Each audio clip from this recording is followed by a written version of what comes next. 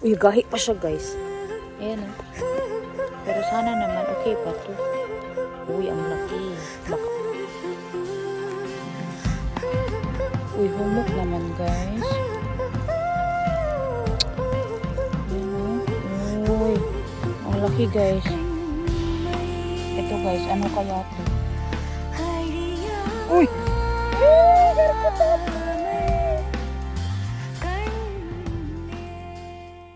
Hello Ray guys! Good afternoon sa inyong lahat. It's another day of mushroom hunting. Ang kakatapos ko lang ng aking trabaho. So andito na tayo sa gubat na malapit din ito sa bahay namin. May nakita akong malaking mushroom doon na I think it's tati guys, or yung bullet ba. So try natin, baka yun is wala pang uod, pero try lang naman. Dito ko nakita yun, nadaanan ko sa sakyan, pero sa loob siya ng gubat. Yes, dito guys. Dito. Ayan oh. Ay, may nakita na akong uod guys. Pero sana naman ito wala pang uod. Let's see. Try natin. Ito guys oh, wala pa naman akong stand na bit-bit. Kaya ikakat ko muna siya. Hindi ko mapapakita sa inyo. Pero ito siya guys. Feeling ko malinis naman siya kasi bagong tubo pa lang. Ayan oh. So, ito na guys. Malinis siya. Ayan o. So, iuwi natin to sa bahay. Uy, dito guys, meron pa. Yung mga maliliit talaga ang the best na kunin guys. Kasi ito bukas, malaki na to. And, hindi na to magandang ipik kasi nga may uod. Kaya, buti na yung mga maliliit. Alam nyo ba may uod? Ito na lang ang natira. Pero at least meron pa, 'di ba? Ayan oh. Ito guys, meron ditong malaki. May dumaan na sasakyan. Kasi ito, uy, gahi pa siya guys. Ayan oh. Pero sana naman okay pa to. Uy, ang laki. Baka may uod na i-touch. Let's try. Sana wala. Ay, wala pa siguro guys. Ayan oh. Pag may mga signs na ng butas-butas talaga. Hindi kasi na-charge yung GoPro guys. Wala na guys. Giulod na guys. Wala na guys. Giulod na guys. Hindi na natin kunin. May uod na. Kahit ito sa taas niyan. Grabe ang uod guys. O, tura nangambak guys. Nagsitalunan. Kita nyo yung uod? Yan o. Yan. Yan ang uod niyan guys. Sobrang lalaki kasi. Ayan o. Yan o. Kasi sobrang yummy ng kanilang kinakain. Ayan. Meron na naman tayong nakita na top tea guys. Let's see. Parang marami na ako nakikitang ganito ngayon. Pero sobrang lalambot nila. Uy. Ayan o. Ayan. Pero sana naman is hindi. Dito ko na tayo sa... Ay. Okay pa siya. Medyo may uod na yung kabilang side. Ay, hindi naman. Hindi naman, guys. Malambot lang siya. Yeah, hindi naman. So, ito iwan natin. Itong taas lang iuwi natin, guys. Ito iuwi din natin to kasi sayang. Yan. So, uwi natin to sa bahay. Yan. Yan, guys. So, meron na namang isa dito. Yan. Ito nakuhang isang maliit. Ayan, may isang chanterelle. Parang mixed mushrooms tayo today ah. Uy, hala guys, may malaki. Ayan. Uy, humok naman guys. Ayan oh. Uy, ang laki guys. Tingnan natin kung walang uod. Pero isang hiwa pa lang. May uod na siguro to. Ay, wala guys. Maganda pa siya. Yeah, linisan natin dabi. Uy, wala guys. Walang uod. Ito maganda. Kunin natin. Uwi natin to sa bahay. May nakuha na rin ako mga black chanterelles doon kanina. Along the way. Ito linisan ko muna. Hiniwa ko rin yung parang taas niya guys. Ayan o, wala o. Sobrang linis. So, uwi natin to sa bahay. Ito pa isa guys, oh. Kinainan siya ng slugs. Nakuha, uy. Uy. Sana wala namang uod. Ang laki, oh. Hindi ko na napakita guys paano ko nilinis. But yeah, yan yung mga ano niya guys na mayroong traces ng uod. So ito lang yung mga iuwi natin. At least meron pa rin. Malaki pa rin, diba? Dito guys meron ako nakitang black chanterelles. Ayan, oh. Konti lang dito na side na. Kasi ito talagang area na to. Sobrang dami ang nagpipik guys.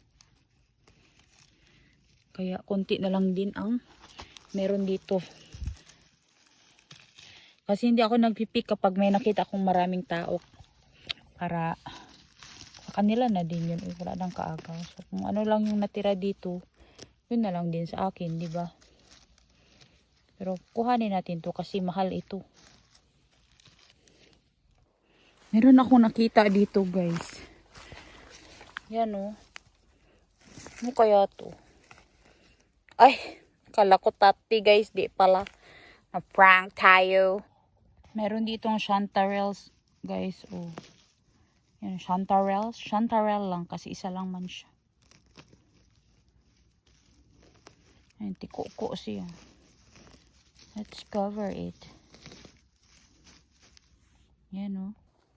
Dito guys, pakonti-konti na lang yung mga chanterelles na tumutubo. Kasi napik na ng iba, di ba? But that's okay, uy. Meron pang isa na iwan ko na lang yan. At least meron din tayo nakuha. Ito guys, ano kaya to? Uy!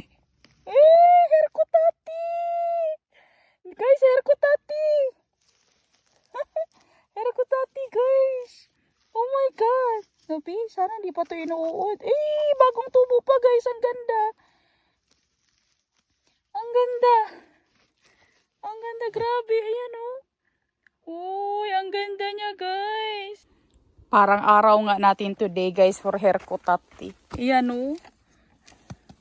Meron pang isa dito. Wow. Ang ganda, guys. Grabe. Tingnan nyo. Uy, hello. Tanggalan natin ng mga dumi niya sa ilalim guys. Tapos ilagay natin sa ating basket. Ang ganda guys, oh. Inuod na siya guys. Sana ba yung uod andoon sa loob, oh. Pero okay lang yan. So tinabunan ko na yung pinagkunan ko. Yung mga cuttings iwan na natin yan dyan. Pero ito iuwi natin sa bahay, diba? Another herkutati guys. Ayan, oh. Sana walang uod to. Uy, napansin ko ito siya dito sa forest na to. Sa mga visible areas lang siya tumutubo. Pero, tingnan natin kung wala ba tong uod. Yan, oh, sobrang ganda. Meron ng uod guys. Kahit na hindi pa siya ganun kalaki. Kaya, how do you expect, or paano ba yung English na to? Yung paano pa kaya yung mga malalaki kakapoy ba mag-English? Pero yeah, ito guys, oh. Oh, maganda, oh. Nakarami na rin tayo ba? Uwi na tayo ng bahay. Dito guys, maiilang piraso ng chanterelles. Yan, oh. Pero yung iba, hindi na natin kunin. Ito na lang. Para ma-dry natin. Ito pa guys, so meron pa dito. Pero kinainan na siya ng slug. I hope naman meron pang matira para sa atin. Yan, oh, sobrang haba pa naman ng tangkay niya. Pero yun nga, oh, may slug nga na kumakain. Ang Texas slug. Yan. Tingnan ko guys, baka okay pa to. Yan guys, maganda pa nga siya. So yung kinainan ng slug, sa bahay ko na lang yan siya lilinisan. Pero yan na yung mga naputol ko dito, oh. So, iwan na natin yan. Uwi na tayo. Maglalakad pa ako guys. Titingnan ko pa kung meron pa akong mahanap. Pero yan, nakarami na rin tayo. Ito dito guys, so meron na naman.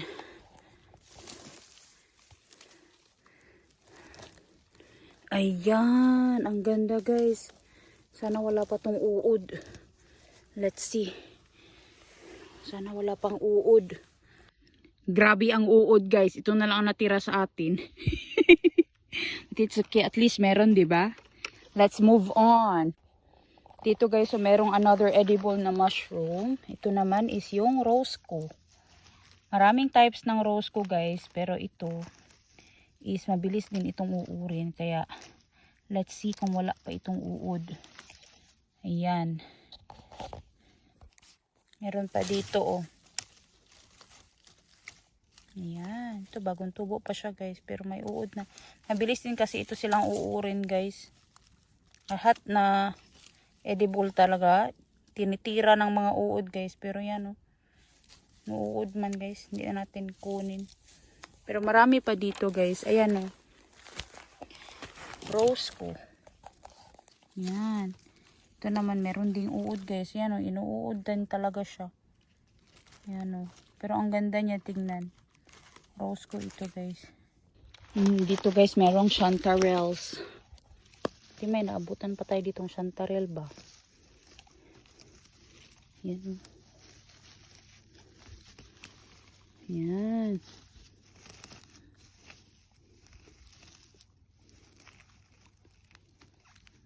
Tinatamad pa kasi ako mag-drive guys. Kaya ayaw ko pumunta na malalayo yung mga pinagkukunan ko ng mushrooms.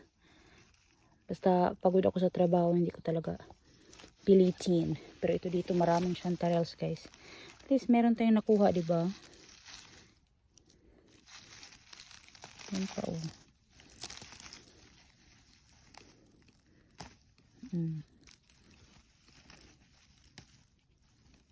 Marami na rin to ah.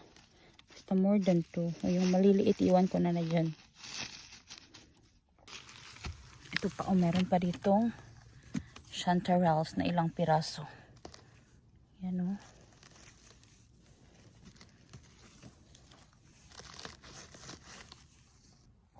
Dito merong dalawang chanterelle. Medyo nag-dry na siya guys kasi hindi umulan ng ilang araw na. Parang 4 na araw na yatang hindi umuulan.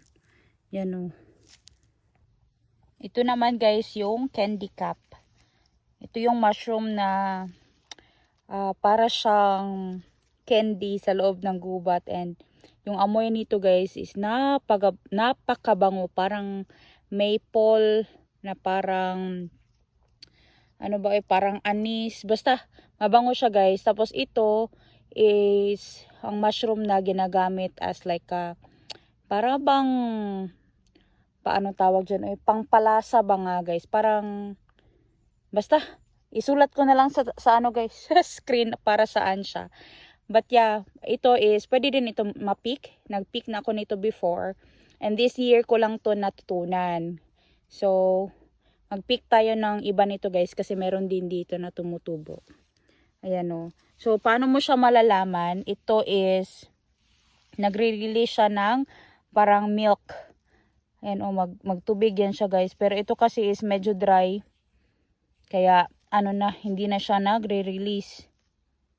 Pero pag moist ito guys, magre-release siya ng parang gatas guys. Ayan. Ito hindi na kasi masyadong dry today. Ayan o. Flavoring. Yeah. Napakabango niya guys. Lalo na kapag na-dry. Sobrang bango niya. So, magpipick din tayo nito. Meron dito malapit. And meron din mga black chanterelles dito sa side na to. Pero konti lang kasi sobrang dry talaga today. But yeah, this is another edible mushroom dito sa forest. Mura dyan ko ba ningilag last to ani atong itsura guys ba. But yeah, pauwi na rin ako guys. Pero may nakita ako dito sa bandang side ng forest. And ipipick natin to. Binabasa ko po lahat ng comment niyo. May nag-comment po na yung mga bullets daw kahit malambot. I-check ko pa rin kasi pwede pa iuwi. Well, I do watch other vloggers po and I always listen to many people's advices. And sabi ni mama, yung lola ni Nico, is kapag malambot na daw yung tati, wag ko na daw kunin. Kasi there are other mushrooms na pwede ko pa namang kunin. Always select the best one. Yun ang sabi niya sa akin. Kaya susundin ko yung sabi ni mama sa akin. Pero dito guys is, meron na namang tati na tumutubo. Kaya i-check natin kung meron itong uod o wala. First time ko talaga this year na maraming nakitang ganito dito sa amin banda guys. Ayan o. Aray. Yan. Isa. Ito pa guys. Pangalawa. Sana wala ni ulod no. Yan o. Ito pa guys. Ay, tabunan ko muna to kay makasabaan na punta ninyo. Kasabaan na punta ninyo. Kuya, ora ba kayo mga suko? Char. Ito, bata pa siya, guys. Yan. Yan, meron tayong 3. Ito pa, guys, pang-4. Ito dito. Marami dito na side. Sana wala pa tong mga uod, no? Kasi yung mga ganito, mabilis talagang uurin, guys. Ayan, no? Kinakain sila ng mga insect. Uunahan talaga ba? Ito pa, guys, Uy! Unsa man to? Abat. Ninglihok man ang mushroom, guys. Ayan. Ay, sobrang lambot man, oy. So, yung isa, guys, iiwan ko na kasi napakalaki ng uod. Grabe. So, ito, guys, meron tayong 4 na malambot. Char. Hindi, guys. Ito, guys, is intact. So, uwi natin to sa bahay. Yan, 4 yan. Nalinis ko na yan, guys. Tapos yung isa is iwan na lang natin kasi sobrang ano niya na, guys, daming uod. Hindi na natin mapakinabangan. Ayan konti na lang, puno na yung ating basket. Meron pang isa dito, guys, but let's see kung meron ba itong uod o wala. Wala, guys, grabe. Sobrang daming uod. Kaya iwan na lang natin yan siya dyan. Gustuhin ko maglakad pa sa loob ng gubat, guys. Is alis na ako kasi meron nagpa-practice dito ngayon ng motocross dito sa loob ng gubat. Ito kasi nagubat na to is pinagpa-practicean siya kaya maraming sasakyan doon sa unahan and may mga dala din sila mga motorbikes. Kaya hindi ko na rin sila istorbohin. Enough na itong mushroom picking ko today. Papahinga na rin ako kasi bukas meron pa akong trabaho. Ay, mag-NRS na putaan ni Ugma. But yeah, see you sa bahay, guys. Papakita ko sa inyo yung mga na-pick natin. Pero yung mata ko ba andun pa rin sa loob ng gubat. Ano yung mga na-pick ko today dito sa loob ng gubat. Ito lahat yung na-pick natin kahapon, guys. Ayan, so we have different kinds of mushrooms dito. Meron tayong mga bullets, merong yung mantu, meron ding hercotati, tapos or yung sep, meron din tayong mga chanterelles, itong Sopilo Vahavero, itong milky cup yata ang tawag dito, I forgot, lalagay ko na lang sa screen. Tapos yung ating mga Sikori Rose ko, or yung candy caps. Tapos itong mga black chanterelles. Ayan, sobrang konti lang. Something ba? Marami yan, guys, Marami. So, itong mga chanterelles, guys, is ibebenta ito ni Nico doon sa Vietnamese namin na client. Kasi hindi siya bumibili nito. Kasi this will really go bad very quickly. Kaya hindi niya binibili. So, what I do is that I dry them for our own use. Tapos, kapag merong bumili ng dry, di ba, why not? So, ito, ganito karami yung mga napamili na parang habiki na na-pick natin sa forest, guys. Ayan, sobrang ganda ng ating mesa. Meron tayong different kinds of mushrooms. So, itong mga Sopilo Vahavero, guys, or funnel chanterelles, konting ulan na lang, mga 2 or 3 araw na ulan, magsisilabasan ito and nagsisilakihan ito, guys. Tapos, makakapag-pick na rin tayo nito and makakapag-save and makakapagbenta, of course. So, sobrang konti na lang na mga black chanterelles na nakita ko kasi sobrang dry talaga ng weather. But, ganun pa man, ayan sobrang dami yan, guys. Diba? Meron pa pala doon sa taas ng ref namin guys, hindi ko napansin. Ayan, sobrang dami ng ating mga kabote. So ito is ibebenta din ni Nico. So dalawang tray, ganito. Siguro mga 2 kilo or 3 kilo ito guys na mga chanterelles. So ito is ibebenta itong chanterelles. Pero yung iba is dito lang yan sa bahay. Idadry ko yan para masave namin. So, kahit papaano magkakapera tayo guys dahil sa mga chanterelles natin. Ito kasi talaga, hindi ito binibili ng aming client na Vietnamese. Kasi alam niyo ba bakit? Madali kasi siyang masira. So, ang idea talaga ng picking nitong bullets guys is kapag first day, ganito pa lang siya kaliit. Yan. Yan yung pinaka the best. Pag second day, ganito na siya kalaki. So, ganito na. Second day. Pag third day, guys, malaki na siya. And doon na mag-start na kumain yung mga uod. Kaya, yun ang, parang malas-malasong kita to. Pero, meron naman na yung mga iba na malalaki is magaganda pa rin sila. Pero itong maliliit guys is hindi ko na to ibebenta kasi gagamitin na namin to dito sa bahay and mapapakinabangan namin ito dito sa bahay guys. So, gagamit namin to sa pagluluto and sa different kinds of recipe na pwede kong gawin para tayo din makinabang, diba? Siguro may bibili ng mga dried mushrooms. I'll try to post doon sa marketplace sa Facebook kung may gusto ng dried na mga tati.